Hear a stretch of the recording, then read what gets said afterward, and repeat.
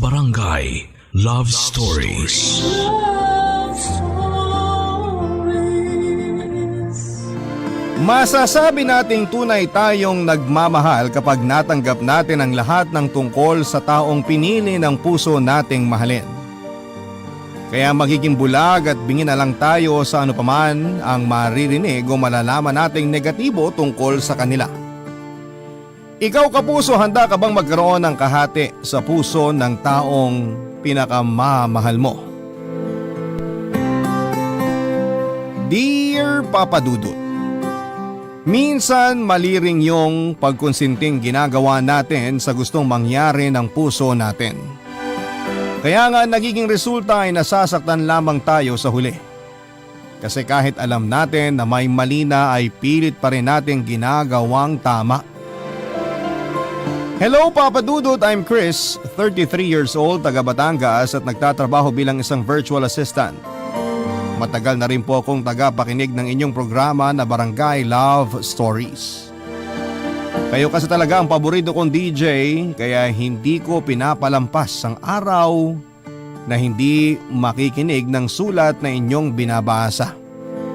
Hanggang sa heto, nahikayat na rin po ako na magpadala ng sulat para i-share ang sariling kwento ko.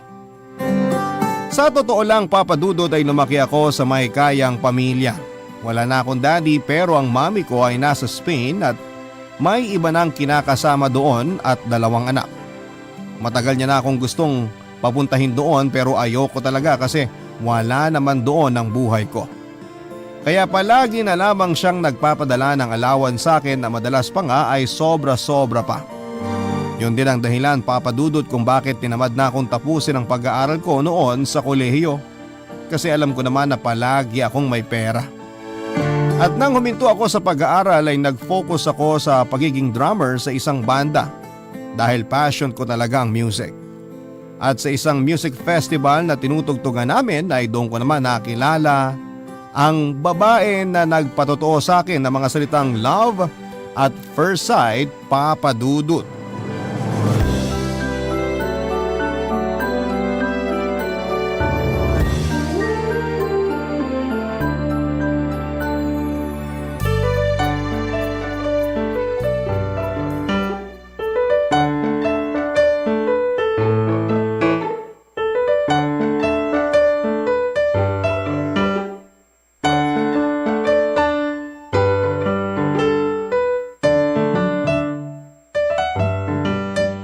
Uy, Aldrin, nandiyan ka lang pala.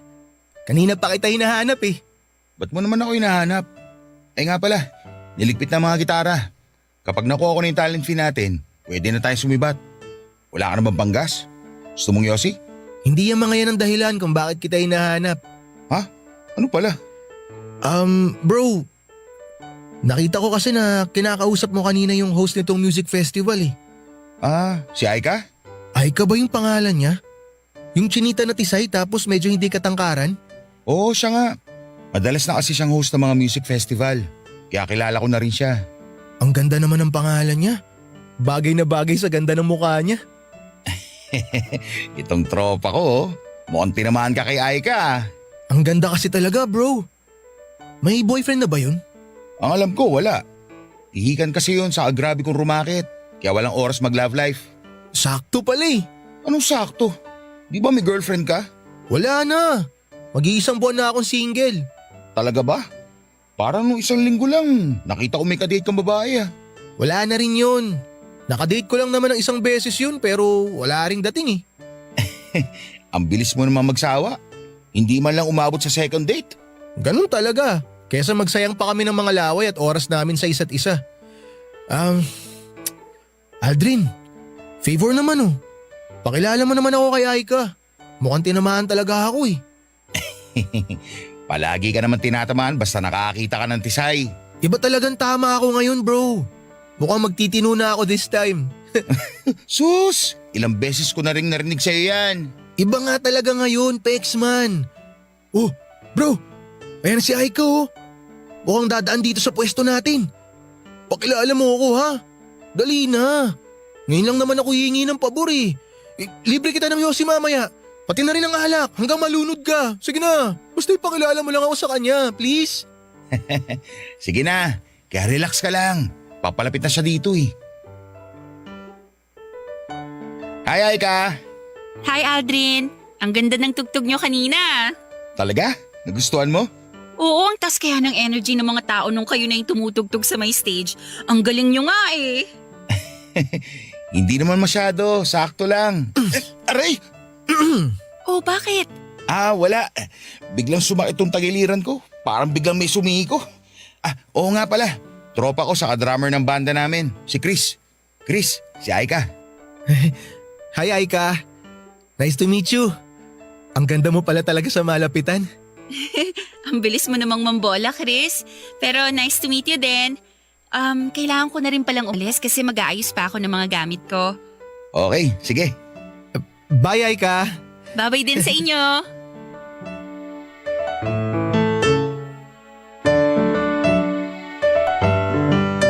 Papadudot, bago tumugtog ang banda namin ng gabi na yon sa isang music festival ay nakuha kaagad ng event host na si Aika ang atensyon ko. Sobrang ganda niya kasi ng mga oras na yon. Hindi makapal ang makeup niya, nakalugay lang ang mahabang buhok niya at ang sexy rin ng suot niyang dress na bumagay sa katawan niya. Siguro ang pinaka gusto kong parte ng mukha niya ay yung mga mata niya na ngumingiti kasabay ng mga labi niya. Kaya nga hindi ko hinayaan na matapos ang gabi na yon na hindi ko ulit siya nakakausap. Nang tapos na ang event at nakita ko siya na nag-aayos ng mga gamit niya ay nilapitan ko siya kaagad at tinanong ko kung gusto niyang sumabay sa akin pauwi dahil dala ko ang motor ko. Nalaman ko kasi na sa Batangas lang din siya umuuwi kaya pwede ko siyang ihatid sa kanila. Pero sinabi niya na may pupuntahan pa raw siyang racket kasama ang isang kaibigan niya. Akala ko pa ay dahilan niya lamang yon kasi hindi niya ako type. Pero bago kasi siya umalis sa harap ko ay sinabi niya na i-add ko raw siya sa Facebook at doon kami mag-usap muli. Binigay niya sa akin ang buong pangalan niya at iniwanan ako ng napakatamis ng ngiti. Bago ako sumakay ng motor ko para umuwi ay yun nga ang ginawa ko, Papa Dudut. Hinanap ko ang pangalan niya sa Facebook at in-add ko kaagad. At nang makauwi ako sa bahay, aaminin ko na kinilig ako nang makita kong inaccept na ni Aika ang friend request ko. Doon nga kami patuloy na nag-usap mula sa chat, tawagan at video call. Hanggang sa yayain ko na siya na mag-date kami, Papa Dudut.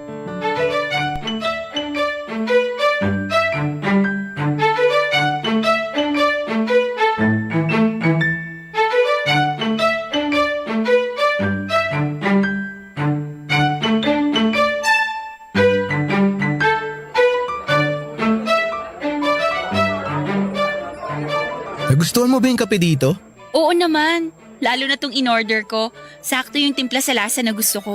Yung nagtatalo yung pait at tamis. Mabuti naman at nag-e-enjoy ka kahit papano. Anong kahit pa paano? Sobrang nag-e-enjoy ako dito kasama ka, Chris. Talaga? Ang saya mo kasing kasama. Mula dun sa pinasyalan nating falls, kinainan natin na masarap na lumihan, hanggang dito sa coffee shop. Lahat yun na-enjoy ko. Lalo na ngayon kasi ang relaxing ng ambience sa lugar na to. At saka, ang ganda pa ng tanawin dito sa spot natin. Pero, mas maganda pa rin yung nakikita ko mula dito sa kinauupuan ko. Parang ewan naman to eh. Chris? Oh, bakit? Anong ginawa ko? Ay nako, ewan ko sa'yo. Nako-conscious na ako sa pagtitig mo sa akin eh. Pasensya na kung napapatitig ako. Pero totoo naman kasi. Ang ganda-ganda mo talaga, Aika. Ilang ulit mo nang sinabi yan mula kanina. Hindi ka pa nagsasawa. Hindi. Hindi ako magsasawa na titigan ka, promise. Ewan ko sa'yo. Pero thank you ha. Thank you para saan? Para dito, sa pamamasyal natin, road trip, saka food trip. Sobrang nag-enjoy talaga ako kasi ngayon lang ako nakapamasyal ng kagaya nito. Naging busy rin kasi ako sa mga racket ko. Kaya ayun, nawala na ako ng oras para mag-enjoy. Nakwento nga ni Aldrin sa akin na certified lagarista kang araw. Medyo, kasi kailangan eh. Breadwinner kasi ako, tapos may 5 ako mga kapatid na pinag-aaral ko ngayon. Ang dami mo palang mga kapatid? Oo, ang sipag kasing magmahala ng parents ko. Ayun nga lang, Maagang kinuha sa amin si nanay, kaya kailangan ko rin kumayod ng maaga. Umalis muna ako sa bahay namin sa La Union kasi mas malapit ang Batangas sa mga raket na pwede kong pasukin. Nakakamiss lang talagang makasama si tatay at yung mga kapatid ko. Pero wala eh. Kailangan kong tiisin yung lungkot para hindi kami pare-parehong magutom at maghirap. Alam mo ang swerte ng pamilya mo sa'yo, lalo na ng mga kapatid mo. Kasi nagkaroon sila ng isang mapagmahal na ate na kagaya mo. Maswerte rin naman ako sa kanila kasi pinagbubuti nila ang pag-aaral nila bilang kapalit ng mga pagsisipag ko sa mga raket ko. Ikaw ba? Anong pinagkakaabalahan mo bukod sa pagbabanda? Wala masyado. Paanong wala masyado? Bukod sa pagro-road trip at food trip, wala na ako ibang trip na gawin sa buhay. Ibig sabihin wala kang ibang trabaho o responsibilidad sa buhay? Wala. Kasi sapat naman yung monthly allowance na pinapadala sa akin ni Mami. Minsan nga sobra pa eh. Ang sarap naman ng ganong sitwasyon. Sana lahat kasing swerte mo sa buhay. Kasi ako, parang sinalo ko yata 90% ng problema sa mundong to. Mabuti na lang talaga kahit nakakaramdam ako ng pagod sa pagiging breadwinner ko, nasusuklian naman yun ng ngiti at yakap ng mga kapatid ko. Basta makita ko lang sila na masaya, masaya na rin ako. Masaya ako kahit minsan nakakapagod ang magkaroon ng ganitong klaseng buhay. Papadudot na ikwento naman na sa akin ng katropa kong si Aldrin na lagarista nga daw si Aika. Pinapaso ang iba't ibang racket para lamang kumita ng pera. Kilala niya na kasi ito dahil mas matagal nang nagbabanda sa akin si Aldrin. Madalas daw talaga si Aika ang kinukuha na host sa mga event at small time na music festival na tinutugtugan niya. Pero hindi ko inaasahan noon na ganon pala talaga siya kalakas na rumakit. DJ na siya sa isang online radio, pumupunta pa siya sa mga event para mag-host, kumakanta sa resto bar tapos nagmo-model din siya. Ang kwento nga ni Aika ay panganay siya sa 6 na magkakapatid at wala na siyang nanay. Ang tatay naman niya ay nagkaroon ng sakit sa bato at kailangan na i-dialysis ng 2 beses sa isang linggo. Kaya naman nagdesisyon siya na huminto na sa pag-aaral at maagang magtrabaho para na rin sa pamilya nila. Medyo na-guilty ako sa part na pangarap ni Aika na makapagtapos ng pag-aaral, pero mas pinili niyang isantabi muna ang pangarap na yon. Nagsakripisyo siya para sa mga kapatid niya samantalang ako ay may choice ako na mag-aral, pero mas pinili ko na huminto dahil lamang sa tinatamad ako. Papadudot doon ko naisip na hindi talaga patas ang mundo dahil palaging merong nakakaangat at merong ding lumulubog kahit pa pilit silang nagsusumikap na makaahon sa buhay, papadudot. Barangay Love Stories. Barangay Love Stories. Papadudot na sundan pa mga date namin ni Aika at marami kaming mga bagay na napagkukwentuhan sa tuwing magkasama kaming dalawa. At para patunayan ko kay Aika na seryoso ako sa kanya ay nagpakilala ako sa tatay niya bilang manliligaw niya, papadudot. Kahit kabado ako ay sumama ako kay Aika na umuwi ng La Union at humarap ako sa tatay pati na rin sa mga kapatid niya. Natuwa naman ang tatay ni Aika at sinabi nito na ako lang daw ang naglakas loob na umakyat ng ligaw sa bahay nila. Kaya naman nakuha ko kaagad ang boto niya pati na rin ng mga kapatid ni Aika. Hindi nagtagal, papadudot ay nakuha ko na rin ang pagmamahal at tiwala ni Aika dahil sinagot na niya ako, papadudot.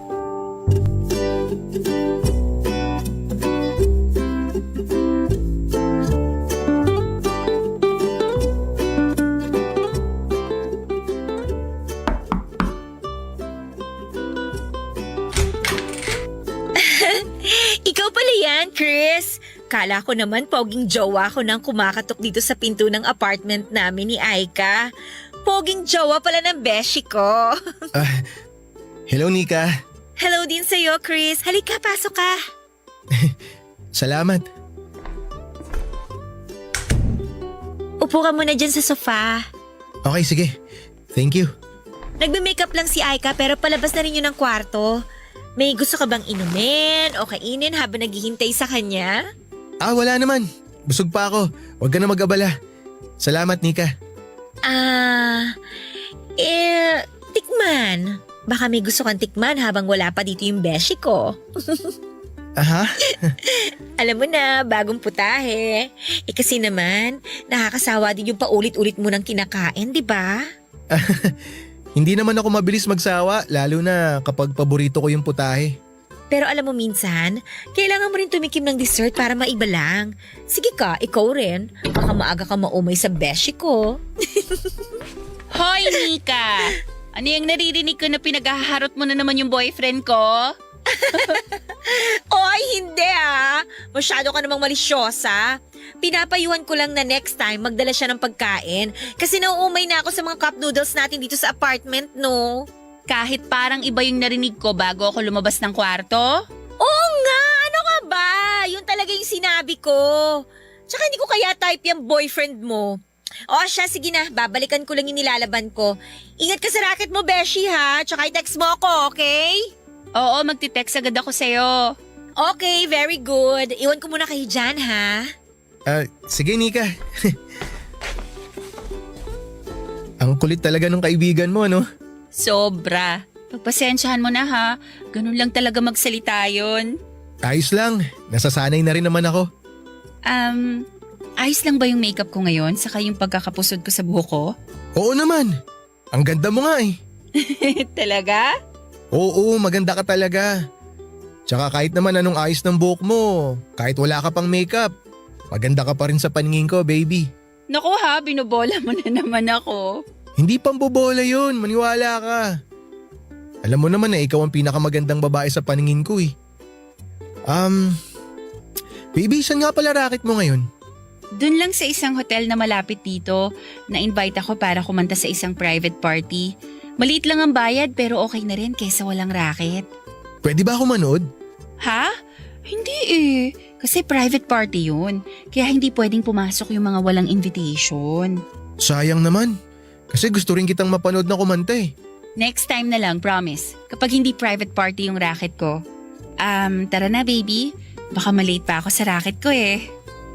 Papadudot kapag ang mga racket ni Aika ay mag-host ng mga private party ay napapansin ko na madalas mas makapal ang makeup niya at mas revealing ang suot niyang damit. Medyo malaki pa naman ang dibdib niya kaya mas lalo yung nagmumukhang revealing. Kaya may mga oras na nagdadala talaga ako ng extra jacket para may maipasuot ako sa kanya lalo na kapag hinahatid o sundo ko na siya sa racket niya. Mabuti na lang talaga papadudot kahit papaano ay may motor ako kaya nagagawa ko siyang sunduin at ihatid. Kasi baka mabasto si Aika kapag bumabiyahe siya pauwi ng ganon ang suot niya tapos wala pa siyang ibang kasama. Alam ko naman papadudot na ginagawa yon ni Aika para makuha ang atensyon ng ibang prospect client sa mga party na pinupuntahan niya. Na hindi lang husay sa pag-host sa event o pagkanta ang meron siya. Kung hindi pati na rin ang magandang mukha niya at sexy na katawan. Hindi rin naman palagi na revealing ang mga suot niyang damit o makapal ang makeup niya. Depende yon sa mga racket na pupuntahan niya. Alam naman din niya ang limitations niya sa ginagawa niya. Hindi siya yung tipo na madikit sa mga tao lalo na sa mga lalaki. Alam niya kung papaano dumistansya kapag iba na ang gustong i-offer ng mga taong nakapaligid sa kanya at may tiwala ko sa kanya na kahit papaano na kaya niyang protektahan ang sarili niya, papadudot.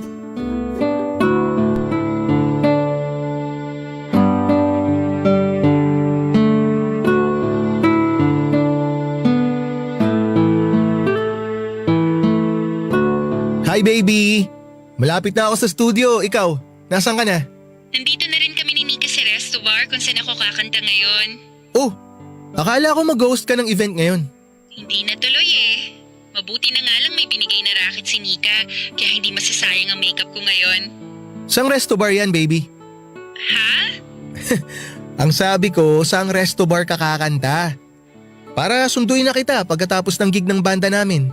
Naku, hindi na. Out of the way kasi sa'yo yung racket ko ngayon eh. Okay lang sa akin, wala akong ibang lakad ngayon. Hindi ka abala. Ayokong makaabala sa'yo at sa banda nyo, baby. Kaya huwag mo na akong alalahanin. Saka kasama ko naman si Nika ngayon. May kasabay akong umuwi mamaya. Sigurado ka ba na ayaw mo akong pumunta dyan? Oo, kasi kapag sinundo mo ko, maiinis naman si Nika kasi mawawalan siya ng kasabay na umuwi. Sa bagay, may point ka. Basta mag-iingat ka ha. I love you. I love you too, baby. Bye!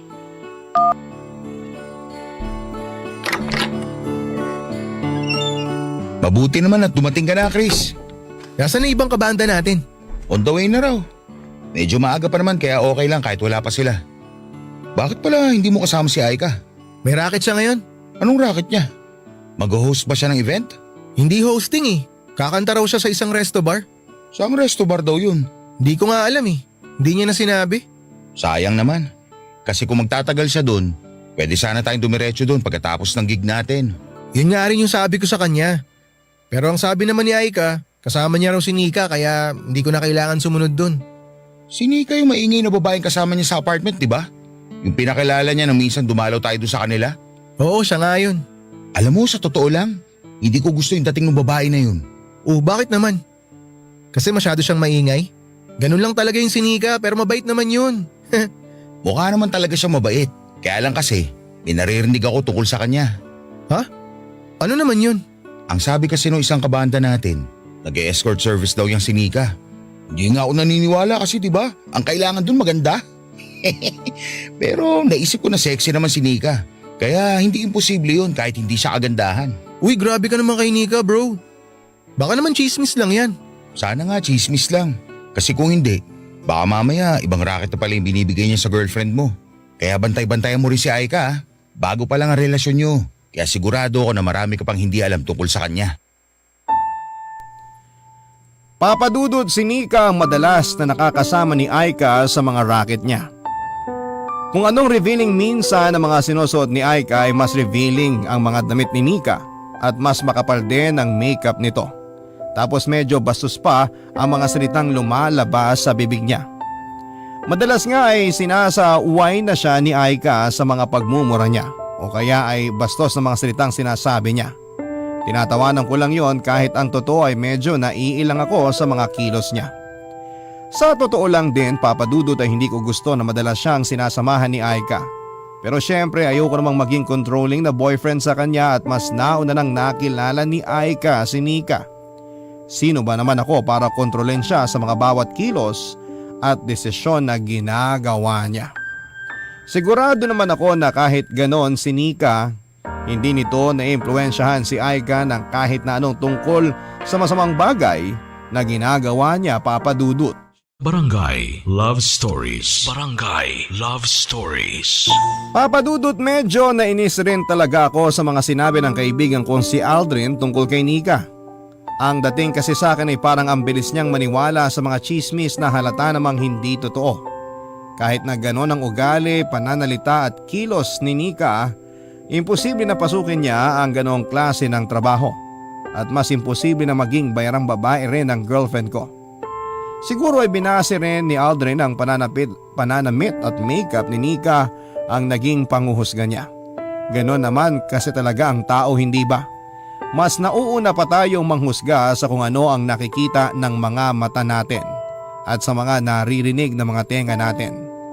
Minsan ay hindi na tayo gumagawa ng paraan para malaman kung ano ba talaga ang totoo sa hindi. At yon ang bagay na kinainis ko kay Aldrin. Hindi siya dapat naniniwala sa mga naririnig niya mula sa ibang tao. Pero hindi ko na lamang pinahalata sa kanya kasi alam ko naman na concerned lamang din siya sa akin. Pati na rin sa girlfriend kong si Aika. Siguro nga hindi pa talaga ganong katagal ang relasyon namin ni Aika, papadudot, pero sapat na ang panahon na nakasama ko siya para makilala ko siya bilang isang malinis na babae. Isa siyang mapagmahal na anak, kapatid at girlfriend. Yun ang paulit-ulit kong tinatatak sa isipan ko. Kahit minsan napapansin ko na rin ang mga kakaibang tingin na ginagawa niya sa mga matatandang lalaki o kaya ay foreigner na lumalapit sa kanya at nag-aabot ng calling card sa mga event na pinupuntahan niya, papadudot.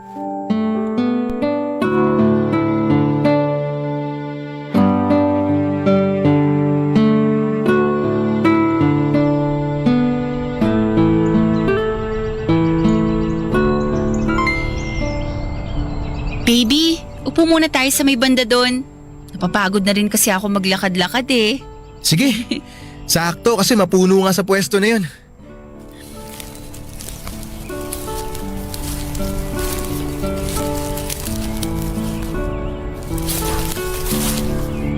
Oh, dito ka umupo baby.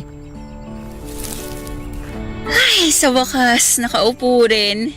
Medyo sumakit yung mga paa ko dun sa paglakad-lakad natin ah. Mabuti na lang may malapit na pwesto dito na pwedeng upuan. Tsaka hindi rin gaano mainit ang panahon ngayon kaya masarap talagang mamasyal at magpahinga pagkatapos ng mahabang lakaran. Buti nga dito mo naisip sa Plaza Mabini mag-celebrate ng monthsary natin ngayon eh.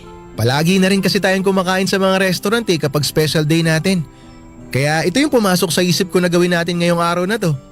Tipid na, enjoy pa. Agree ako dyan sa sinabi mo, baby. Teka, ubusin ko lang tong banana ko yung nahawa ko. Natunaw na rin kasi yung asukal sa sobrang tagal ko kumain. Tutulungan na nga sana kitang ubusin yan eh. Alam mo naman kasi kung gaano ako kabagal kumain. Baby, may question pala ako. Ano yan? Gaano na kayo katagal na magkaibigan ni Nika? Wait lang baby ah. Lunukin ko lang tong saging na nasa bibig ko bago ko sagutin yan. So ayun na nga, magkaklase kami nung high school sa La Union. Doon talaga nag-start yung friendship namin. Nang makagraduate kami, pumunta na siya dito sa Batangas para magtrabaho. Kaya nang malaman niya na kailangan ko ng trabaho, tinulungan niya ako kaagad. Matagal-tagal na rin pala talaga kayong magkaibigan no? Oo, close kasi talaga kami nung high school. Buti nga naisipan ko siyang i-message para tulungan ako na makapagtrabaho. Kasi kung hindi dahil sa kanya, hindi ako magkakaroon ng iba't ibang racket. Pero lahat naman ng trabaho niya malinis, di ba? Ha? Anong ibig mong sabihin? Wala siyang maling ginagawa. Kumbaga, marangal naman yung mga trabaho na pinapasok niya. Tsaka mga trabaho na binibigay niya sa'yo, di ba? Oo naman, syempre. Ano ba kasing nasa isip mo, Chris? Wala naman akong iniisip na masama. May narinig lang kasi ako na uso raw kasi ngayon yung mga racket na hindi magandang pasukin. Natakot lang ako na baka mamaya iba na pala yung binibigay ni Nika sa'yo na trabaho. Medyo nag-alangan lang ako kasi baka hindi na disenteng trabaho yung pinapapuntahan niya sa'yo eh. Mabait na tao si Nika. Matagal ko na siyang kaibigan. Kaya sana, huwag mo siyang pag-isipan ng ganyan. Alam ko naman na mabait siya. Iba pa rin kasi yung nag-iingat ka. Chris, kung ano man yung iniisip mong negative tungkol kay Nika, hindi siya ganon, okay? Hindi porke maingay, taklesa at minsan bastos ang bibig niya, iisipin niyo na kaagad na pakawala siyang babae. Mabait ang kaibigan ko at wala siyang kahit na anong masamang bagay na ginagawa. Oo, alam ko yun. Naniniwala naman ako sa'yo. Huwag ka na magalit, baby. Ang hirap kasi sa inyo, masyado kayong judgmental. Ay, tara na nga, umuwi na tayo. Napagod na rin kasi ako. Oh, baby, wait lang! Aika, hintayin mo ako! Papadudod alam ko na sumama din ang loob ni Aika sa mga sinabi ko pero gusto ko lang maging open sa kanya tungkol sa bagay na nasa isip ko. Ganun pa man ay hindi ko hinayaan na matapos ang araw na yon na hindi kami nagkakaayos. Kaya dinala ko siya sa isang malapit na beach bago kami umuwi para lamang ma-relax ang isipan niya at makapag-usap kami ng maayos. At kagaya nga ng inaasahan ay naging okay na rin ang lahat sa pagitan naming dalawa. Nang muli ako mag-sorry sa kanya na sinamahan ko pa ng pagbibigay ng masarap na buko juice. Papadudot aaminin ko na may mga pagkakataon na hindi ko na rin maiwasan na pag-isipan na may ginagawang hindi maganda ang girlfriend ko. Pumasok na noon sa isipan ko kung paano kung tama nga ang mga naririnig ko tungkol sa kaibigan niya o sa kanya. Paano kung hindi lahat ng racket niya ay malinis hindi kagaya ng sinabi niya sa akin? Paano kung nagsisinungaling lamang siya? May mga racket kasi siya na inaabot siya ng madaling araw o kaya ay umaga na siyang nakakauwi. Kagaya na lamang nang tawagan ko siya minsan para yayain na makipag-date. Gabi na rin yon at gusto ko sana na mag-road trip kaming dalawa pero ang sabi niya, rumaraket daw siya ng event hosting para sa isang private company. Nag-offer ako na sunduin siya pero tumanggi siya dahil baka raw matagalan pa siya bago makauwi, papadudot. Umaga na nang i-text niya ako na nasa bahay na siya para magpahinga. Kapag mga ganong oras ang racket niya ay sobrang bibihira siyang magpasundo o magpahatid sa akin, Papa Dudut. Para bang ayaw niya na makita ko kung sino ang mga kasama niya. Hindi rin kasi siya nagpo-post sa social media niya ng tungkol sa racket na yon. Alam ko na hindi naman lahat ay kailangang i-post. Pero kilala ko kasi si Aika na mahilig mag-promote ng mga niraracket niya kagaya ng pag-host ng event, modeling, pagdi-DJ sa radio online at kung ano-ano pa. Pero kapag rumaraket siya na madaling araw sa mga private party na sinasabi niya ay hindi niya yon na pinapaalam sa mga kaibigan niya o followers sa social media. Pero hindi naman siya palaging ganon. May mga oras pa rin na nagpapasundo siya sa akin kapag gusto niya na dumiretso kami ng pamamasyal pagkatapos ng racket niya. Kagaya na lamang ng tawagan niya ako isang gabi para magpasundo siya sa akin kinabukasan sa isang condo hotel. Doon daw kasi ang racket niya at gusto niya na mamasyal kami kinabukasan. Yun ang araw na kahit kailan ay hindi ko makakalimutan, Papa Dudut.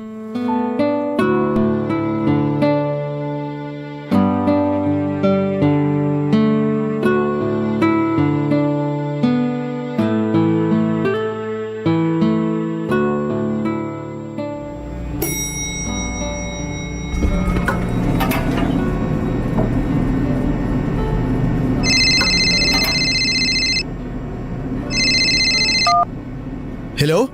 Hello pare, nasan ka? Nandito ako sa condo hotel, susunduin si Aika. Anong ginagawa mo dyan? Tumawag kasi sa akin si Aika kagabi. Nagpapasundo siya sa akin dito. Nag-host daw kasi siya ng isang private party na ginanap sa isa sa mga room dito eh. Kaya lang, hindi naman siya nagre-reply mula kaninang umaga. Alam mo ba kung nasang room number siya? Sa kabuti, pinapasok ka dyan. Hindi naman mahigpit yung receptionist sa lobby kanina kaya pinakyat na ako dito. Tapos sakto, na-text na rin sa akin ni Aika yung room number kaya pupuntahan ko na siya. Didiretso na ako dun sa kwarto. Dapat nga sa lobby lang ako maghihintay kagaya ng billing niya kaya lang hindi siya nagre-reply sa mga text ko eh. Kaya minabuti kong puntahan na siya. Baka nalasing kaya hindi ka na niya na-replyan. Aika! Uy! Diyos ko! Ano yun? Ano nangyari sa'yo? Teka bro, parang boses ni Nika yung sumigaw na yun ah. Oh, ano nangyari dyan pare? Hindi ko alam. Narinig ko lang yung boses ni Nika na parang umiiyak. Sige bro, tawagan kita mamaya ah. Sige na. Sige. Parang dun yata nang galing yung sigaw ni Nika. Tsaka bakit parang ang dami ng tao ron? Matingnan nga. Ano kayang meron? Yung kumot sa leg ni Aika. Excuse me. Makikiraan lang po. Excuse me, makikiraan sandali. Ano bang... Itong kumot sa leg niya. Aika! Sabi na tanggalin niyo na yung kumot eh! Tanggalin niyo yung kumot na nakabigti sa kanya! Ma'am, pasensya na po pero ang higpit kasi talaga ng pagkakatali nitong kumot. Gumawa ka ng paraan! Nika! Ano nangyari kay Aika? Chris! Baby! Chris, tulungan mo Baby! ako! Si Aika! Tumabi ka nga dyan! Tumabi ka ako na! Ma'am, babalik po kami. Tatawag lang kami ng ambulansya sandali. Ano ba kasing nangyari? Bakit nakabigti siya ng kumot dito sa may bintana? Nika, ano nangyari kay Aika? Hindi ko rin alam eh. Kasi Aika! nagtaka na lang ako kung bakit hindi siya sumasagot sa mga tawag ko. Tapos nang puntahan ko nga siya dito sa condo hotel, sinabi ng receptionist na nag-check out na raw yung foreigner na kasama ni Aika sa kwarto na to. Foreigner? Akala ko ba may private party siya na pinuntahan dito? Anong foreigner? Leche namang kumot to, bakit tayo matanggal? Kasi Chris, hindi naman talaga private party yung pinunta ni Aika dito. Yung foreigner na client niya, yun ang dahilan kung bakit siya nandito. Kaya nga kinabahan na ako nang hindi siya sumasagot sa mga tawag ko eh. Tapos nang dumating ako dito, nag-request na ako na ipabukas yung pinto ng kwarto kung nasan si Aika. Tapos, nakita na namin siya nakabigti dito sa may bintana. Chris, sigurado ako na yung foreigner na yun na may gawa nito kay Aika. Chris, pinatay niya si Aika. Pinatay niya yung kaibigan ko. Ayaw matanggal yung kumot! Wiset! Aika! Bakit ba kasi napakahigpit ng buhol na to? Aika! Aika! Aika, baby! Aika, Baby, wala iniligtas si kita! Gabby! Iniligtas kita, Aika! Huwag ka bibitaw, parang awa mo na! Huwag ka bibitaw, huwag mo ko iiwan, Aika! Baby! Aika! Papadudod sa sobrang pagkataranta ko ay nahirapan talaga akong kalasin ang kumot na mahigpit na nakabuhol sa liig ni Aika. Nanginginig na rin kasi ang mga kamay ko habang ginagawa yon at nang sa wakas ay matanggal ko ang buhol. Sinubukan ko pa siyang i-CPR dahil alam ko rin kung paano gawin yon pero bigo na akong mailigtas ang buhay niya. Medyo nakamulat ang namumulang mga mata ni Aika na para bang naghirap talaga siya bago mawalan ng hininga. Namamaga at nangingitim ang mga labi niya at malamig na ang kanyang balat. May ilang pasa din siya sa kanyang katawan at nangingitim na ang kanyang lieg dahil sa pagkakabigti ng makapal na kumot doon. Hindi nagtagal ay dumating na rin ang mga pulis at ambulansya, Papadudot. Dahil kadarating ko lamang din na halos na mga oras na yon ay wala ako masyadong naibigay na impormasyon sa kanila kung hindi yung ginawa ko lang na pagkalas ng nakasabit na kumot sa bintana at nakabigti sa lieg ni Aika. Pero nagulat ako nang marinig ko ang mga impormasyon na ibinigay ni Nika sa mga pulis. Sinabi ni Nika na may client daw sila na foreigner na nag-book kay Aika para sa kwarto na yon. Nagtaka ako kasi ang alam ko talaga ay mag-host ng party si Aika. Pero bakit isang tao lang ang tinutukoy ni Nika? Doon ko nalaman ang katotohanan na part-time pala si Aika bilang female escort sa mga foreigner na nagbibigay ng extra service. Pigil ang mga luha ko habang nakikinig pa ako sa ibang detalye na ibinigay ni Aika sa mga pulis, Papadudot. Nang gabi raw na yon ay iniwan niya si Aika na nakangiti sa may pinto ng condo hotel. Kumaway pa raw sa kanya ang foreigner na nasa loob bago siya umalis. Pero nang umaga na ay nagtaka daw siya kung bakit hindi na raw sumasagot si Aika sa mga text at tawag niya kaya nag-decide na siyang balikan ito. Nalaman niya mula sa receptionist na umalis na nga raw ang naka-check-in na foreigner sa kwarto na yon at naiwan daw ang kasama nito. Kaya doon na raw kinabahan si Nika.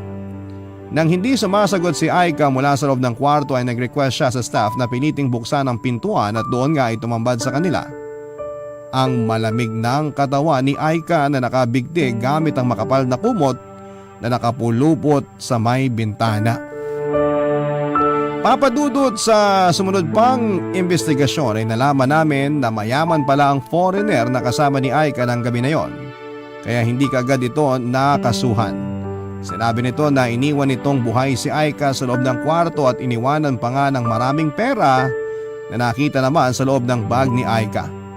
Ang pinapalabas ng foreigner noon ay kinitil ni Aika ang sarili niyang buhay na alam kong napaka-imposibleng mangyari. Una sa lahat ay bakit niya gagawin ang bagay na yon malaki ang takot niya sa Diyos. Paano niya magagawang ibigti ang sarili niya napakahirap ibuhol ng makapal na kumot tapos sa may bintana pa. At wala siyang dahilan para tapusin ang buhay niya dahil napakarami pa niyang pangarap para sa pamilya niya. Pero sa kabila ng mga ebidensya na nagtuturo sa foreigner na nakasama ni Aika bilang suspect sa nangyari sa kanya ay hindi pa rin po ito nakulong. Ayon na rin kasi ng tatay ni Aika ng gulo dahil alam niya na malaking tao ang makakalaban nila. Kaya naman nag-decide ito na hindi na magsagawa pa ng autopsy at hindi na rin magsampa ng kaso. Tinanggap na lamang nito na nagpakamatay si Aika kahit na napaka-imposible noon, Papadudot. Mabigat para sa akin ang bagay na yon dahil gusto kong mabigyan ng katarungan ang pagkamatay ng babaeng pinakamamahal ko. Pero dahil maagang sinukuan ng pamilya niya ang pakikipaglaban para sa katarungan ng pagkawala niya, wala na rin po akong ibang nagawa kung hindi ang tanggapin ang katotohanan na ang katarungan ay hindi nakukuha ng ganon kadali lamang. Lalo na kung may nakapagitan na malaking halaga ng pera. Ilang taon na rin po ang nakakalipas mula na mangyari ang lahat ng ito sa buhay ko, Papadudot. Wala na akong naging balita pa sa foreigner na pinaniniwalaan kong pumatay kay Aika. Siguro hanggang ngayon ay nagpapakasarap pa rin po siya sa buhay. Pero umaasa ako na may kanya-kanyang paraan ng Diyos na maparusahan ang isang makasalanan na kagaya niya. Hindi ko na rin nakausap pa si Nika pero alam ko na nagbagong buhay na siya mula sa naging trabaho niya bilang female escort na may extra service. May asawa at 2 anak na rin po ako sa ngayon, pero nananatili pa rin si Aika sa puso ko. May bahagi kasi sa sarili ko na nangihinayang dahil hindi ko man lang siya natulungan na mas ayusin ang buhay niya, Papa Dudut. Kung nalaman ko lamang ang tungkol sa kanyang racket, sana'y nasubukan ko na maging daan para magkaroon siya ng bagong buhay kasama ko. Maraming salamat, Papa Dudut, sa pagbibigay ng oras na mabasa ang sulat kong ito. Ang inyong forever kapuso at kabarangay, Chris. Barangay Love Stories. Love Stories.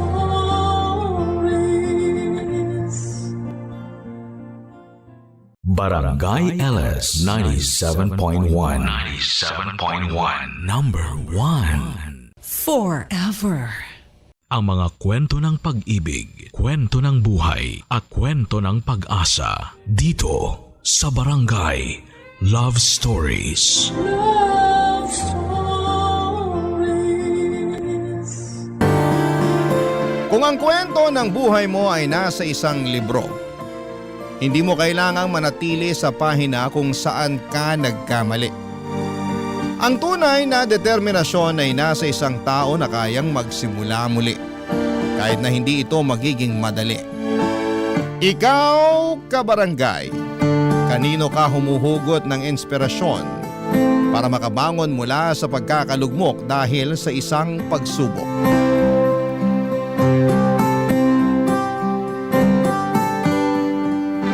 Dear Papa Dudut, mapagpalang araw po sa inyo, Papa Dudut. Sumulat po ako para ibahagi ang kwento namin ng kuya ko. Tawagin niyo na lamang po ako sa pangalang RV, at yung kuya ko naman po ay tawagin niyo na lamang po sa pangalang Gerald. Binatilyo pa lamang po ako ay naglilingkod na ako sa simbahan. Nagsisimba ako tuwing linggo at hindi ako pumapalya, maliban na lamang kung may sakit ako. Madalas akong tinatanong noon kung ano ba yung gusto kong hilingin sa Diyos, kung bakit palagi akong nagsisimba. Lagi ko naman silang sinasagot na hindi naman kailangan ng kapalit kung meron akong ginagawang pagdarasal tuwing linggo.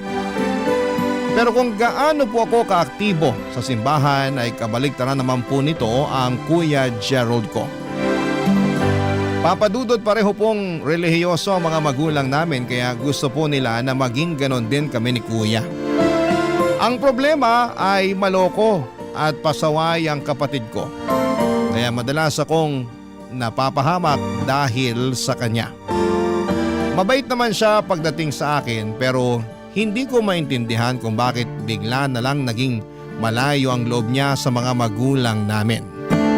Hindi na siya nakikinig at halos hindi na rin niya nire-respeto sina nanay at tatay. Hanggang sa bigla na lamang naglaya si Kuya Gerald. Wala kaming balita sa kanya sa loob ng 7 taon. Alalang-alala na sa kanya sina nanay at tatay. Galit ang mga magulang namin sa kanya, pero sa katagalan ay mas nangibabaw ang pagwo-worry nila para kay Kuya. Hanggang sa may nakarating na balita sa akin na nakulong pala si Kuya Gerald. Nang makalaya siya ay nagkaroon pa siya ng malaking utang sa isang pasugalan.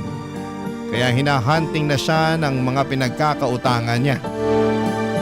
Nagtatago noon ang kuya ko. Pansamantala siyang nakikitira sa bahay ng kaibigan niya.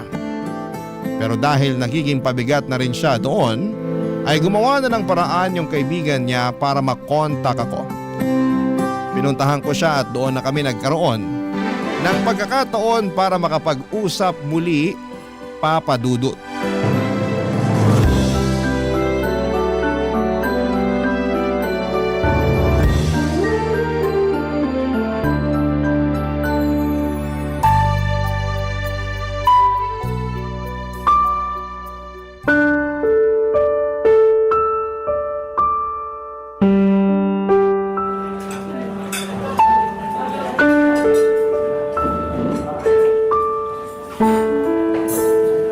Kuya, nakulong ka pala.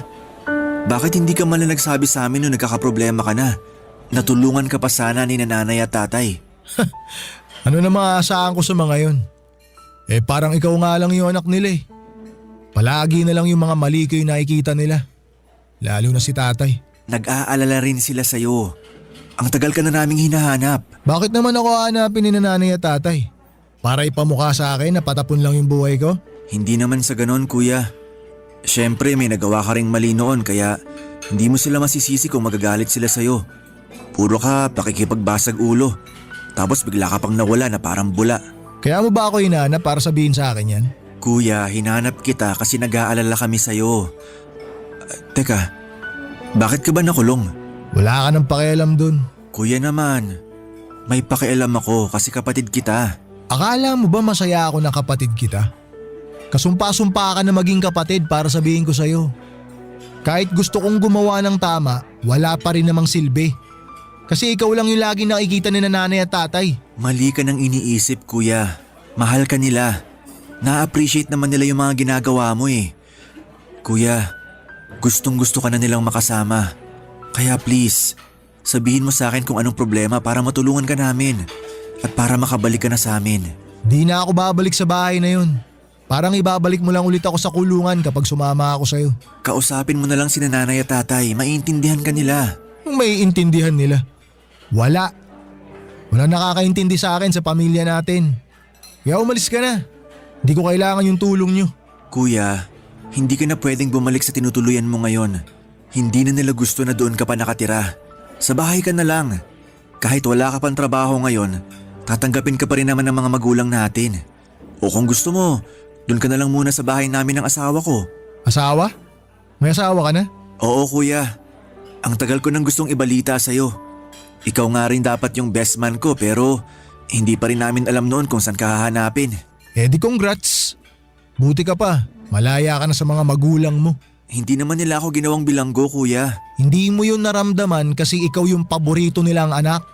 Yung matino, matalino, madasalin. Ikaw lahat yun eh. Hindi ako yung kagaya mo na kayang buruhin yung sarili sa simbahan.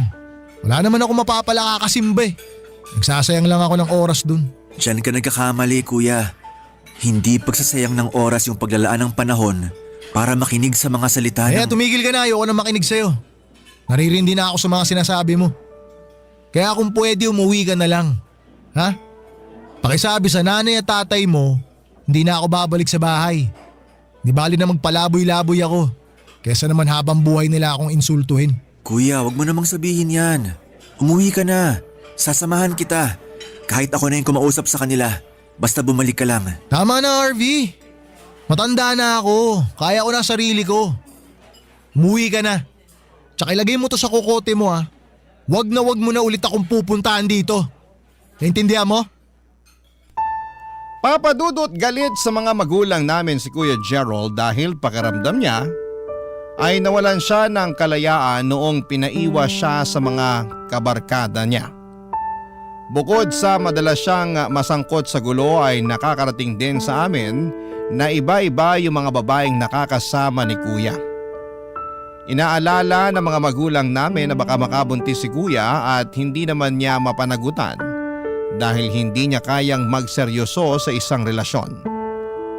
Kung nagawang talikuran ni Kuya ang pamilya namin, ganon din kadali para sa kanya na talikuran ng pananampalataya niya sa Diyos noong mga panahong yon.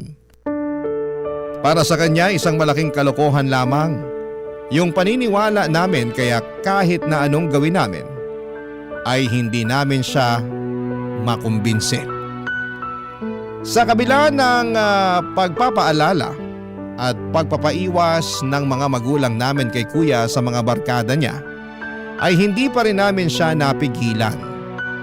Nung umalis siya sa bahay ay mas lalong na-stress si nanay nang isa-isang nakarating sa amin ang mga kalokohang ginawa ng kuya ko.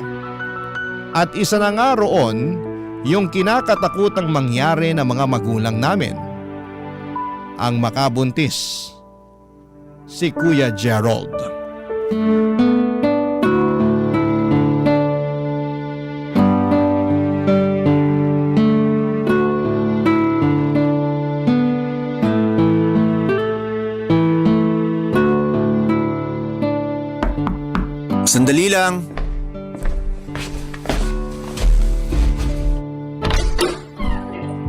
Kuya, paano mo nahanap tong bahay ko? Nagtanong-tanong ako sa mga kaibigan mo. Pumunta ka ba kina nanay? Hindi. Ikaw naman talaga yung sadya ko eh. Ay, akala ko pa naman kakausapin mo na sina nanay at tatay kaya ka bumalik. Nandito ako para makausap ka. Pwede bang pakinggan mo muna yung sasabihin ko? Halika, pasok ka. Ganda pala nitong bahay mo. Pinagawa mo ba to o binili mo? Binili, tapos paunti-unting pinarenovate. Ah, maganda. Mukhang nakakaluwag-luwag ka na. Balita ko, tinuloy mo yung pagiging engineer mo. Akala ko talaga noon magpapari ka eh. Umaga hanggang gabi, puro dasal na lang ginagawa mo. Buti sana kung naririnig ka talaga nung pinagdadasalan mo. Kuya, please. Huwag mo namang insultuhin yung mga ginagawa ko. Walang masama sa pagdarasal. At alam ko sa puso ko na naririnig ng Diyos lahat ng mga dasal ko. Kaya sana subukan mo rin. Alam mo, pasensya ka na. Pero hindi ako pumunta rito para dyan. Gusto sana kitang makausap kasi kailangan ko ng tulong mo. Sinabi mo sa akin, di ba? Tutulungan mo ako. Eto na yun. Kailangan kita ngayon. Teka, bakit? Ano bang nangyari? Hinahabol ako ng pinagkakautangan ko. Pinagbantaan na nila yung buhay ko. Kaya lumayo muna ako dun sa tinutuluyan ko. Kailangan ko magtago. Baka pwedeng dito na muna ako sa bahay mo. Kuya naman, hindi ka pa nga nakakabayad sa inutangan mo noon, may panibago na naman ngayon? Harvey, pakiusap naman, tsaka na natin pag-usapan yan. Payagan mo na muna ako makituloy dito. Hindi naman ako magtatagal eh. Maghahanap naman ako ng trabaho. Sige kuya, pero kapag may trabaho ka na, pag-ipunan mo yung mga utang mo para hindi mo na kailangan magtago tumakas sa kanila. Mapapahama ka lang yan eh. Oo, pangako. Pag-iipunan ko tapos babayaran ko lahat ng utang ko. Ay, kumain ka na ba? Kakaluto ko lang para sa tanghalian. Hindi pa ako kumakain mula kagabi. Halika na kuya, sabayan mo na ako kumain. Sige, salamat. Sino yung tumatawa? Anak mo? Oo, anak ko. Iniwan ko muna siya naglalaro sa kwarto. Wow, may anak ka na pala. Ibang klase ka talaga ah. Ang bilis mo. Naunahan mo pa ako magkaanak. Ilang taon na siya? 7 years old na siya. Ha? Ibig sabihin nung lumayas ako sa bahay, nagkaanak ka na agad? Mahabang kwento kuya. Tsaka na lang natin pag-usapan. Pero teka, ano palang pangalan niya? Hero. Hero yung pangalan niya. Ayos ah. Ganda ng pangalan, lalaking lalaki. Naalala ko nung mga bata pa tayo, sinabi mo sa akin na kapag magkakaanak ka, Hero yung ipapangalan mo. Kasi gusto mo malapit lang sa pangalan ko. Yun nga yung dahilan kaya Hero yung pinangalan ko sa kanya. Pwede ko ba siya makausap? Para makilala naman niya yung pogi niyang tito. Hindi pwede kuya. Ha? Bakit naman? Hindi pa siya sanay makipag-usap sa mga hindi niya kilala. Kailangan niya munang masanay na nakikita ka niya rito bago mo siya kausapin. Bakit may ganun pa? Ano ibig sabihin nun? May autism si Hero. Hindi siya agad-agad nagiging komportable sa mga bagong nakakausap niya. Kaya kung kakausapin mo siya kuya, please, maging gentle ka sa kanya. O sige, sabi mo eh. At kung dito ka natitira sa bahay, may mga ipapakiusap lang sana ako sa'yo. Ano yun? Iwasan mo sana yung kahit anong bad words na maririnig ni Hero.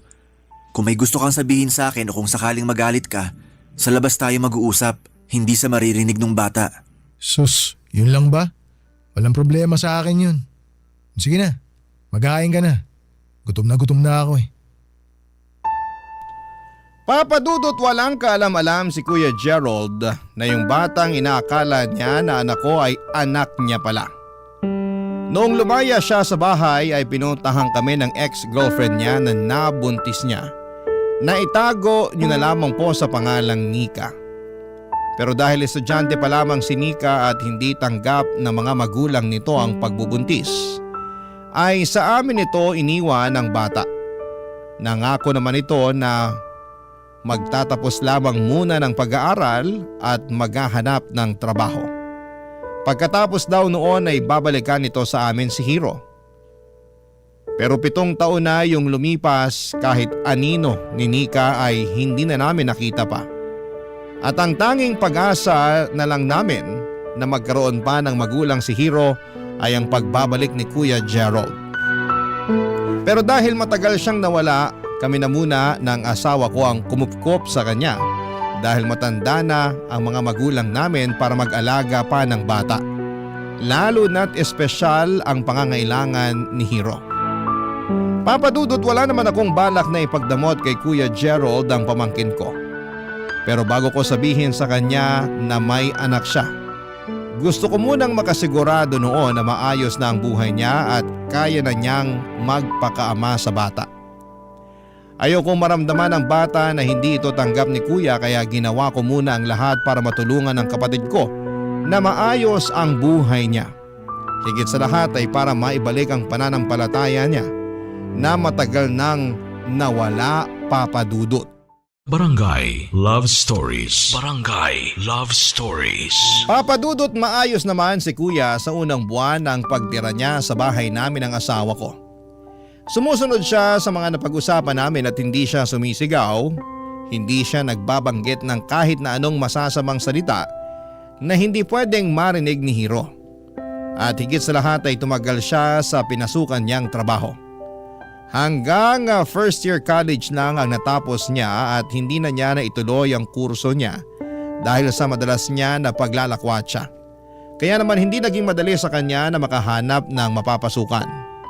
Hanggang natanggap siya bilang sales representative sa isang department store sa mall na malapit lang sa inuuwian namin. Ngunit sa katagalan ay napadalas na naman ang pag-absent niya sa trabaho at kung saan-saan na naman siya pumupunta nang hindi ko po alam. May mga pagkakataon na uuwi siya ng madaling araw na at minsan ay ilang araw pa siyang mawawala bago makabalik. Parang bumalik na naman siya sa gawain niya noon na puro inom, sugal at kung ano-ano pang mga kalokohan. Hanggang sa nasangkot na naman siya sa isang gulo na muntik na namang maging dahilan para makulong siya. Nakarating po yon sa mga magulang namin at sila na mismo ang nakipag-areglo sa nabugbog ni Kuya Gerald. Lalong nagalit sina nanay at tatay sa kanya dahil sa muli nilang pagkikita ay gulo pa rin ang dala-dala nito, Papa Dudut.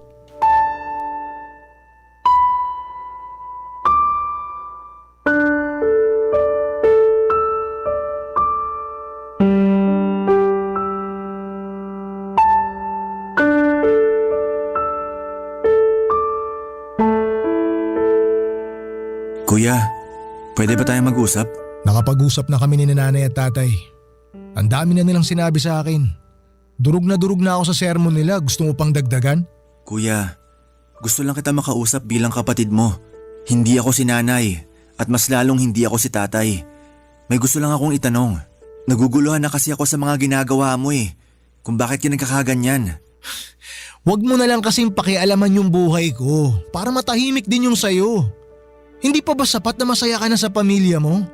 May asawa at anak ka na. Kung masira man o magkandaletse-letse yung buhay ko, problema ko na yon. Problema ko rin yun. Hindi ko hayaang masira yung buhay mo dahil may... Kailangan mong ayusin yung buhay mo, kuya. Ba't ba gustong gusto mo na ayusin yung buhay ko? Eh ikaw, kuya. Bakit ka nagkakaganyan? Ano ba yung problema? At napakahirap sa'yo na pakisamahan kami. Gusto lang namin na mapabuti ka. Hindi ako masaya sa gusto niyong buhay para sa akin. Hindi ko gusto yung kagaya ng ginagawa mo na masyado ka nagpapakabaliw sa pagsisimba mo na yan. Ano bang mapapala niyo sa pagsisimba? Ni hindi niyo nga alam kung totoo ba yung Diyos. Nasasabi mo yan kasi hanggang ngayon galit ka pa rin sa amin. Hindi lang kay nanay at tatay. Kahit hindi mo sabihin, nararamdaman ko na hanggang ngayon may galit ka pa rin sa akin, kuya. Kaya nga gusto ko mag-usap tayo para maayos natin kung ano man yung problema. Pasensya ka na kung yan yung nararamdaman mo. Pero wala naman akong problema sa iyo eh. Hindi galit yung nararamdaman ko, kundi inggit. Hindi ko na alam kung ano pang pwede kong gawin para maging katanggap-tanggap ako sa mga mata ni nanay at tatay. Parang konting kibot, galit na galit sila sa akin. Kuya, sa totoo lang, kung gusto mong magbago yung buhay mo, kailangan mo yung simulan sa sarili mo. Kung naririndi ka kay nanay at tatay, pwede namang hindi mo muna sila kausapin o huwag ka muna magpakita sa kanila. Pero tulungan mo yung sarili mo ng paunti-unti. Paano ko gagawin yun? Parang sirang-sira na yung buhay ko. Hindi ko alam kung saan pa ako huhugot ng lakas para ayusin lahat eh. Wala nang aayusin. Patapon na yung buhay ko. Kuya, kung aayusin mo lang yung buhay mo, may naghihintay sa'yo na sigurado ako na ikatutuwa mo. Kaya please, tigilan mo na yung pagbibisyo mo at lumayo ka na sa barkada mong masama yung impluwensya sa'yo. Hindi mo sila kailangan. Kapag may nangyaring masama sa'yo, hindi mo rin naman sila maaasahan eh. Hindi naman masama na magkaroon ka ng kaibigan. Pero piliin mo yung alam mong makakabuti sa'yo. Hindi yung dadalhin ka sa kapahamakan tapos iiwan ka lang sa ere. Kahit gawin ko yan, wala naman na akong trabaho eh. Wala na akong mukha na ihaharap sa mga magulang natin. Pwede ka namang maghanap ulit. Kung gusto mo, ako pa magre-recommenda sa'yo eh. Pero bago ko gawin yon, samahan mo muna ako. Papadudot matapos po ang ilang taon ay muling nakatungtong sa simbahan si Kuya Gerald. Nung una ay halos ayaw niyang sumama sa akin. Ang sabi niya ay nakakahiya raw dahil baka may makakita sa kanya na kakilala niya at pagtawanan lamang siya. Pero hindi ako sumuko sa pagkukumbinsi sa kanya, Papa Dudut. Matapos nga yung misa ay napansin ko na naapektuhan si Kuya sa homily ni Father noong araw na yon. Nagpanggap na lamang ako noon na hindi ko yon napansin para hindi siya makaramdam ng hiya. Papa Dudut, paglabas namin ng simbahan akala ko ay magiging maayos na ang lahat. Pero muli na namang nag-alinlangan si Kuya Gerald kung tama ba yung ginagawa niya. Naiintindihan ko naman na hindi ganoon kadali yung pagbabalik loob niya. Kaya hindi ko siya pinilit. Hinayaan ko na kusa niyang ma-realize kung gaano kagaan sa kalooban ang magtiwala sa Panginoon at humingi ng tulong kapag nahihirapan na siya. Sa bawat araw na lumilipas ay hindi lang yung kagustuhang magbagong buhay ang nakita ko kay Kuya. Napansin ko rin noon na nagiging malapit na ang loob niya kay Hiro. Mas naging malawak ang pangunawa niya. Yung bang napakaangas niya sa labas ng bahay, pero pagdating kay Hiro, ibang katauhan yung nakikita ko. Siguro lukso ng dugo yung nararamdaman niya nang makita niya yung anak niya. Pero hindi ko alam noon kung yun na ba ang tamang panahon para sabihin ko sa kanya na mag-ama sila. At para masagot yun ay humingi ako noon ng sign kay Lord, Papa Dudut.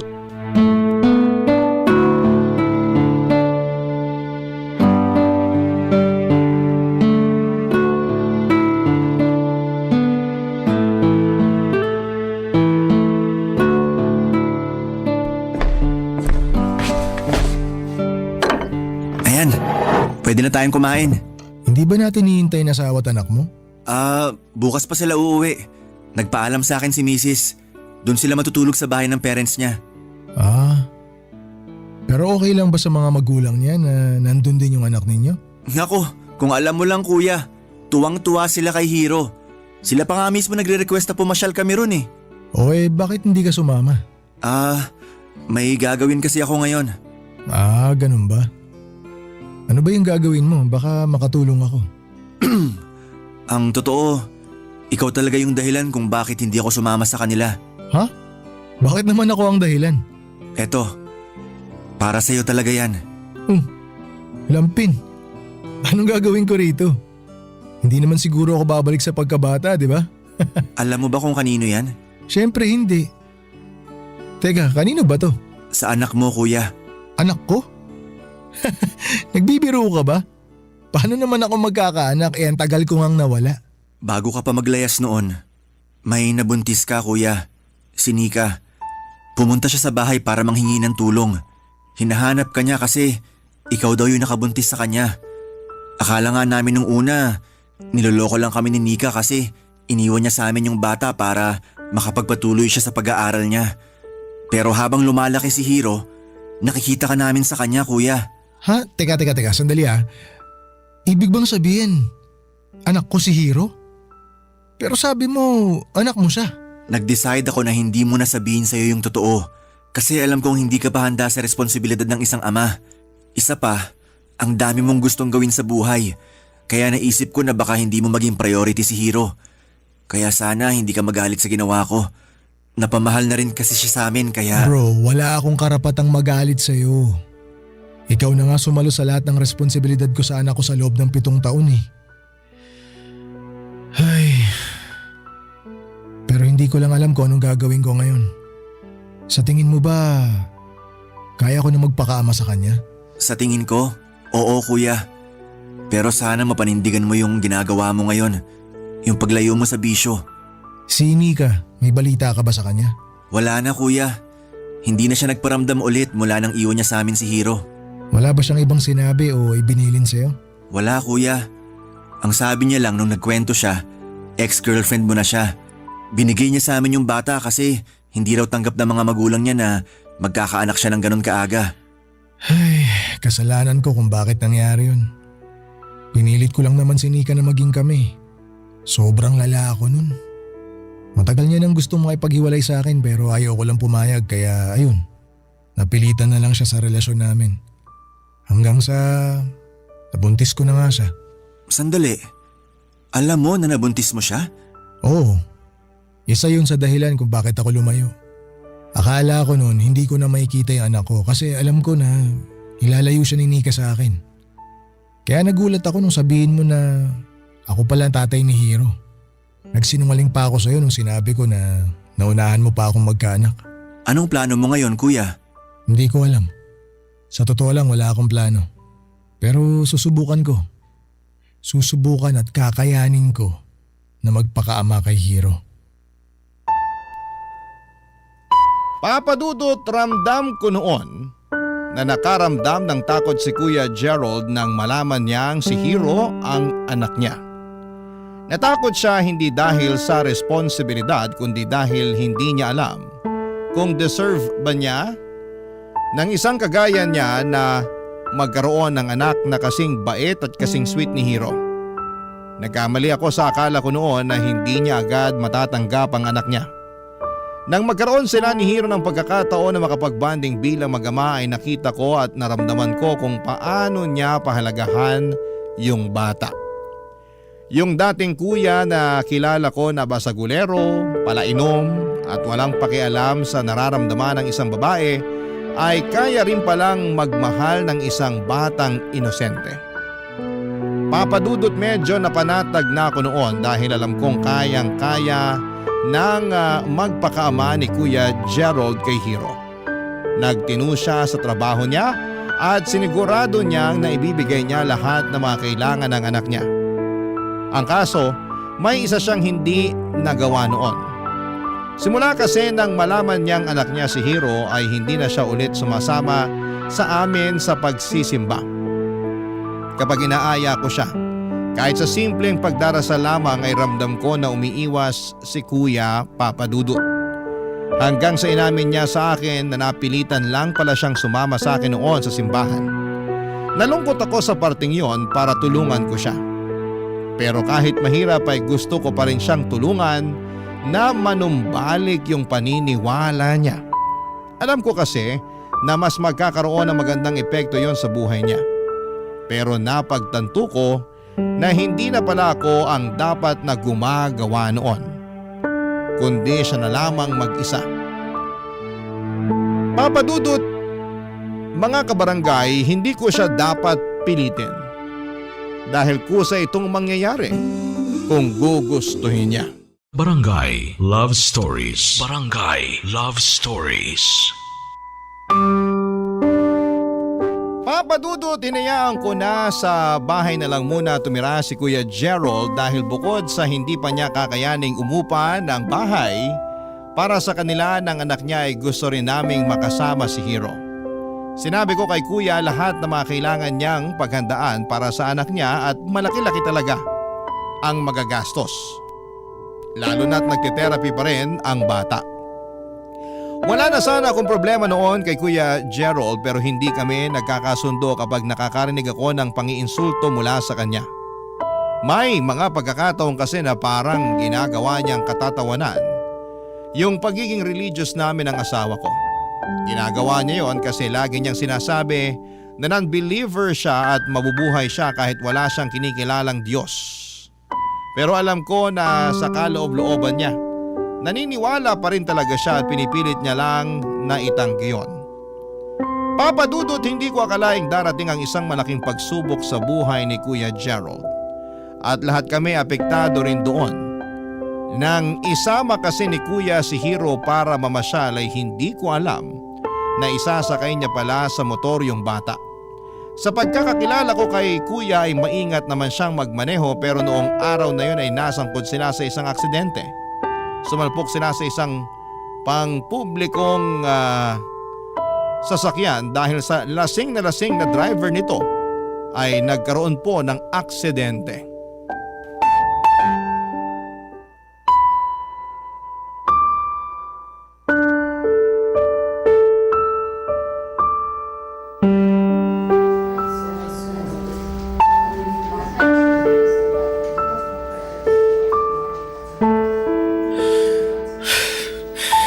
RV, bakit ganun?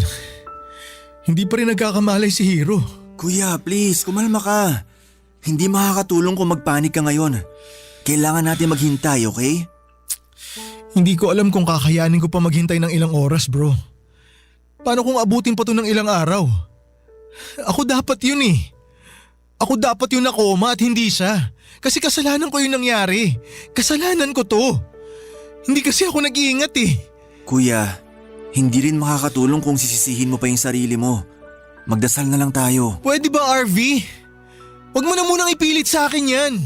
Kasi kung totoo man yung sinasamba mo, bakit hinayaan niya na mangyari to sa anak ko? Nangyari to kasi may dahilan ng lahat, kuya. Pero tatandaan mo sana palagi na hindi to nangyayari para pahirapan ka. Eh anong tawag mo rito? Mukha ba akong masaya na nasa alanganin yung buhay ng anak ko? Oo, kasalanan ko. May kasalanan ako sa nangyari. Pero kung totoo yung pinaniniwalaan mo, napigilan niya dapat yung nangyaring aksidente. Hindi sana napahamak si Hero. Ang Diyos ba talaga ang dapat nasisihin sa nangyari, kuya? Tayo yung gumagawa ng desisyon para sa mga bagay-bagay. Ginagabayan at sinasamahan niya tayo. Pero tayo pa rin yung nag-iisip at kumikilos ayon sa gusto natin. Walang may gusto sa nangyari. Kung mahal mo si Hero at nag-aalala ka sa kanya, ganon din kami. At alam ko rin na may kakayahan naman yung mga doktor. Pwede tayo magtiwala sa kanila. Pero may mawawala ba sa atin kapag sinubukan natin magdasal at humingi ng tulong sa Diyos, kuya?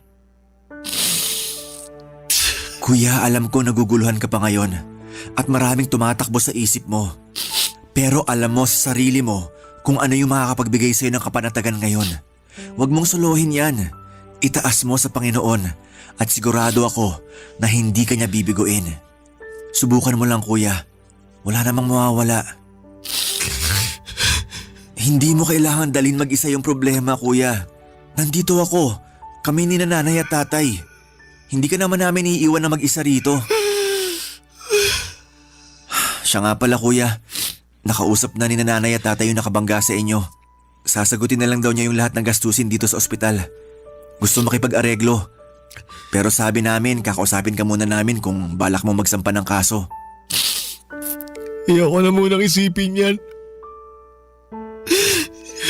Hindi ako aalis dito sa ospital hanggat hindi pa nagigising si Hero. Kailangan ko yung anak ko, bro. Pinago niya yung buhay ko. Kung hindi dahil sa kanya, hindi ko maiisip na ayusin yung buhay ko ngayon eh. Siya yung bumuo sa akin, pero ako, dinala ko lang siya sa kapahamakan. Naiintindihan naman kita. O sige, kuya. Kami na lang muna yung makikipag-usap. Tsaka wag mo nang alalahanin yung bills dito sa ospital. Kami nang bahalang mag-asikaso ng lahat. Uuwi na rin muna ako para makakuha ng mga gamit. May gusto ka bang ipadala? Damit. Damit lang yung kailangan ko. Okay. Maiwan na muna kita rito. Kuya, pag-isipan mo sana yung sinabi ko. Para sa'yo rin yun. Salamat, bro. Sige na. Ako na muna magbabantay kay Hero. Kung may kailangan ka, tawagan mo lang kami. Sige. Ingat kayo na nanay pag-uwi. Papadudod sa kabila ng paulit-ulit na pagtanggi ni Kuya Gerald ay hindi ko akalaing pakikinggan niya pa rin pala ako. May nasikaso lamang ako sa ospital sandali noong iniwan ko siya, pero bago ko umuwi, binalikan ko siya para itanong kung may gusto siyang ipalutong pagkain. Pero noong nadatnang ko siya ay nakita ko siyang umiiyak habang nagdarasal para sa kaligtasan ng anak niya. Mahal na mahal niya talaga si Hero at hindi ako nagduda na gagawin niya yon para sa pamangkin ko. Hindi talaga umalis ng ospital si Kuya Gerald at mas gusto niya na siya ang personal na nag-aasikaso kay Hero kahit na wala siyang maayos na tulog. Pero may napansin ako noon sa kanya. Hindi na siya katulad nung huling beses kaming nagkausap. Mas kalmado na siya at parang ang gaan niyang tignan. Yun bang parang punong-puno siya ng pag-asa. Kinausap niya si Hero kahit na hindi ito nag-respond sa kanya. Nangako siya na babawi sa anak niya at mas magiging mabuting ama kapag maayos na ang lahat. Hindi ko tuloy mapigilang mapangiti noon dahil sobrang proud ako para sa nakita kong pagbabago sa kuya ko. At nagtuloy-tuloy pa yon nang magkamalay na si Hero. Matapos makarecover ay inuwi na po namin siya, pero imbes na doon sila sa bahay ko tumuloy, si Kuya Gerald pa mismo ang nagsuggest na doon na muna sila magstay sa bahay ng mga magulang namin, Papa Dudut.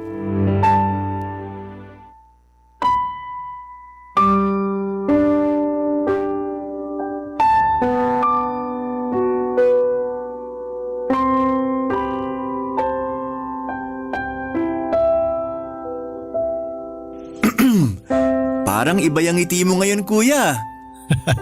Ano ibig mong sabihin? Parang ang saya-saya mo kasi ngayon. Nakita ko kayo ni tatay nung nag-uusap kayo sa labas. Okay na ba kayo? Oo, okay na kami ni tatay. Nauna lang makipag-usap si nanay kanina pero okay na kaming tatlo.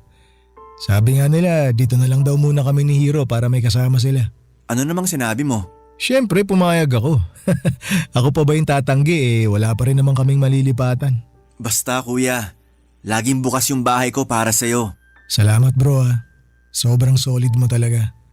Alam mo, ayaw na ayaw ko talaga ng kadramahan pero sige. Para sa araw na to, titiisin ko lahat. Talaga ba kuya? Parang hindi yata yan yung nakita ko sa ospital.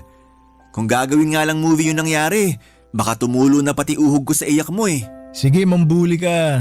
Kasalanan yan. Ito naman, nagbibiro lang Pero bro, seryoso. Malaki talaga yung pasasalamat ko sa'yo. Hindi ko nga alam kung paano ko sisimulan yun Sus, hindi mo naman kailangan dramahan yung pagpapasalamat mo sa akin kuya. Baka magkaiyakan pa tayo niyan Ikaw rin, mababawasan yung pagkamaangas mo. Di bali nang mabawasan yung angas. Basta kayang magpakaama. Hindi ko magagawa to kung wala yung tulong mo bro. Makulit ka Alam ko kasi na hindi totoo yung sinasabi mo na wala ka ng faith kay Lord kuya. Nadala ka lang siguro sa mga pinagdaraanan mo noon. Sa totoo lang, masyado kasi ako nagpadala sa inggit ko sa'yo. Sa mga frustration ko sa buhay. Sa ating dalawa kasi, ako dapat yung nagpapakakuya. Dapat natapos ko yung pag-aaral ko. Hindi sana ako naging sakit sa ulo ni nanay at tatay. Pero wala Nadala ako ng barkada. Sabik na sabik ako makalaya pero napariwara naman. Hindi pa naman huli ang lahat kuya. Pwede ka pa mag-aral ulit kung gugustuhin mo lang. Alam mo ba, sabi ni tatay, may naipon daw siya.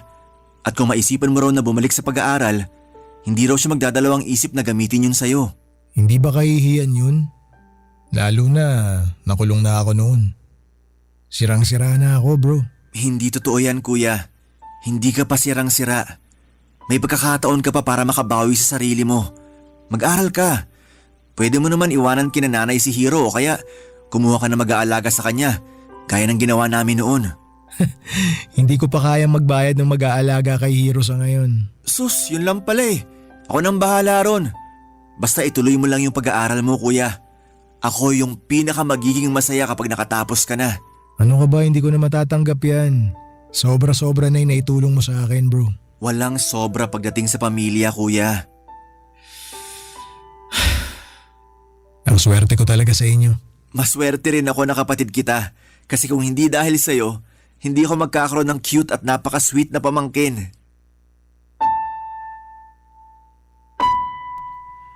Papa Dudut, kinausap ni Kuya Gerald ang mga magulang namin para sa plano niyang bumalik sa pag-aaral. Tuwang-tuwa naman sila dahil matagal na nilang hinihintay yon. Nag-enroll si Kuya sa college sa kursong architecture. Yun kasi talaga ang pangarap niya dahil wala nang ibang pinag-aaral ang mga magulang namin ay nakuha niyang buong suporta nila. Masaya naman ako para sa kanya at nag-offer din ako ng tulong sakaling kailanganin niya. Papa Dudut, hindi namin alam na hinanap pala ni Kuya Gerald si Nika para humingi ng tawad. Pero dahil may sarili ng pamilya si Nika ay ipinaalam na lamang niya na maayos na ang kalagayan ni Hiro at hindi na nito kailangang alalahanin pa. Nagkapatawaran naman silang dalawa at nag-decide na maging magkaibigan na lamang para kay Hiro. Sa ngayon, Papa Dudut, ay mas aktibo pa sa church si Kuya Gerald kesa sa akin. Siya na rin po ang nauunang mag-aya sa akin para sumimba at wala talaga siyang palya mula noong magbalik loob siya. Si Hiro naman ay unti-unti na siyang nag-i-improve sa tulong ng therapy. Sa lahat ng mga nangyari sa pamilya namin, lalong-lalo na kay Kuya, mas lalo kong napatunayan na totoong may Diyos. Habang buhay, kaming magpapasalamat dahil hindi man kami perpektong pamilya, binuo at pinagbuklod naman niya kami sa pamamagitan ng kanyang paggabay. Hanggang dito na lamang po ang kwento ko, Papa Dudut. Maraming salamat po sa inyo at sa lahat ng nasa likod ng napakagandang programa ninyo na nagbibigay ng inspirasyon at pag-asa para sa amin. God bless po at mabuhay ang Barangay LS. Ang inyong forever kapuso at ka-barangay, RV. Barangay Love Stories. Barangay Love Stories. Anong say mo sa Barangay Love Stories na ito? Pagkwentuhan natin sa comment section yan. Barangay LS 97.1. 97.1. Number 1.